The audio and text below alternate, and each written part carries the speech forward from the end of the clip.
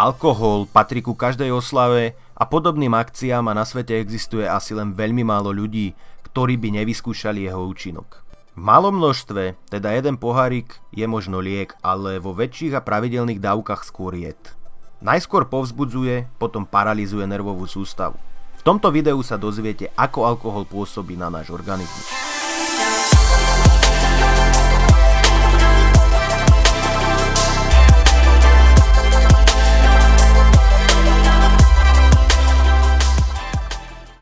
C2H5OH, známejšie ako etylalkohol, je bezfarebná kvapalina so silným narkotickým účinkom. Ako som už spomínal, patrí ku každej oslave a medzi ľuďmi je dosť populárny. Viete však, ako celý proces vstrebávania alkoholu funguje? Alkohol sa v tele vstrebáva rýchlo. Prvých 10 minút môžeme hovoriť o vstrebávaní sa do krvného obehu a jeho šírení po celom tele, kým ešte nepociťujeme nejaké zvláštne účinky. Po tejto dobe mozog vyhodnotí, že sa v tele nachádza neznáma toxická látka a začne sa vnútorný proces boja tela s alkoholom.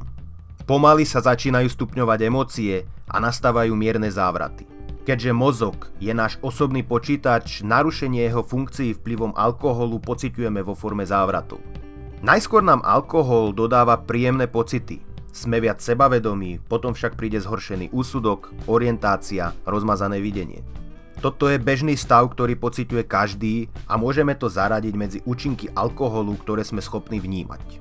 Etanol však v tele pôsobí aj na ostatné orgány, ktoré sú mimo našich zmyslových vnemov. Hovorím napríklad o srdci či pečení. Ako teda pôsobí alkohol na srdce? Alkohol je pre telo toxín, ktorý v organizme nemá prirodzené zastúpenie.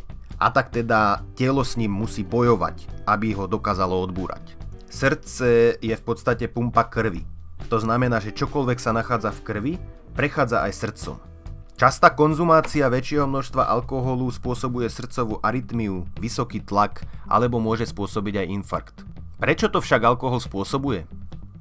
V srdci sa nachádzajú bunky, ktoré majú na starosti elektrický systém srdca, ktorý udržiava jeho stabilný a pravidelný rytmus. Alkohol tento elektrický systém srdca narúša a vedie napríklad k bušeniu srdca, ktoré už cítil asi každý, kto si viac vypil. Za normálnych okolností je tento stav neškodný, pretože môže byť spôsobený aj kofeínom alebo úzkosťou a tento stav zvyčajne po krátkej dobe zmizne. Pravidelné pitie však srdce môže deformovať natoľko, že toto občasné bušenie vedie k fibrilácii predsiení a neskôr k chronickému zlyhávaniu srdca, kedy srdce už nedokáže pumpovať toľko krvi, aby dokázalo okysličovať každú bunku v tele. Typickým príznakom je dýchavičnosť alebo horšie štádium hromadenie tekutín v končatinách. Ďalším problémom spôsobeným alkoholom môže byť aj alkoholická kardiomyopatia, kedy alkohol poškodí srdcový sval. To znamená, že ho rozširuje a zväčšuje, čo spôsobí, že srdce a cievy prestanú správne fungovať.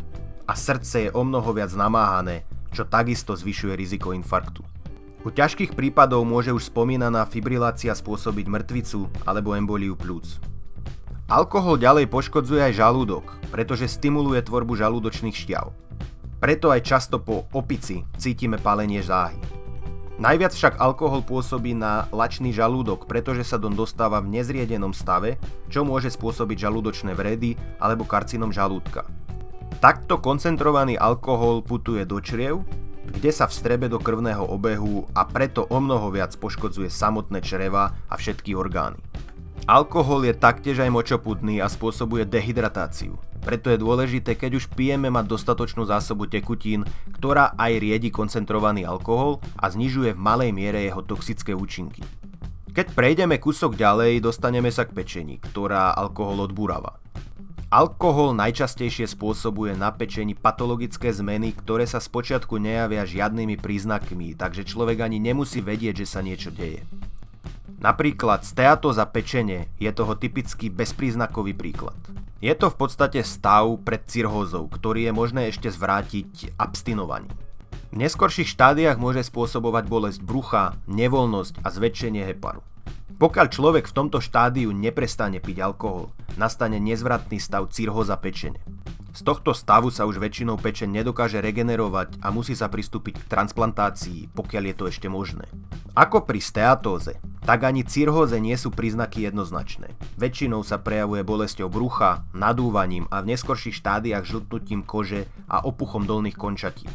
Cirhóza pečene najčastejšie vyvoláva rakovinu pečene alebo pečeňové zlyhanie.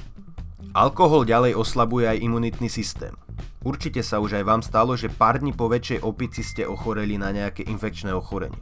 Je to práve kvôli oslabeniu imunity alkoholom.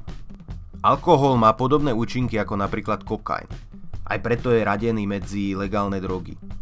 Vyvoláva pocit uvoľnenia, spôsobuje úzkosť a správa sa aj ako anestetikum, lebo tlmi bolesť. Enzym alkohol dehydrogenázy je detoxikačný enzym, ktorý alkohol odbúrava. Alkohol pritom produkuje acetaldehyd, ktorý sa premieňa na zvyšky kyseliny octovej a následne na oxid uhličitý a vodu. Celý tento proces spôsobuje aj tú známu nevoľnosť. Alkohol samozrejme škodlivo pôsobí aj na ostatné orgány, preto by mal každý zvážiť množstvo, aké vypije. Občasné a nižšie dávky alkoholu zvyčajne nemajú na telo drastické účinky, ktoré by spôsobovali opísané problémy. Ale časté a veľké množstva alkoholu spôsobujú vždy nezvratné ochorenia orgánov, ktoré potrebujeme k životu. Bez srdca sa žiť nedá, ale ani bez pečene či zdravého mozgu. Toto bolo niečo v krátkosti o účinkoch alkoholu na jednotlivé orgány v našom tele. Samozrejme, keby sme chceli zachádzať do detailov, toto video by nemalo pár minút, ale pár hodín. Dúfam teda, že toto video bolo poučné a že si každý z neho niečo zobral. Ak by ste chceli viac podobných videí, tak lajkujte, komentujte. Čau, čau.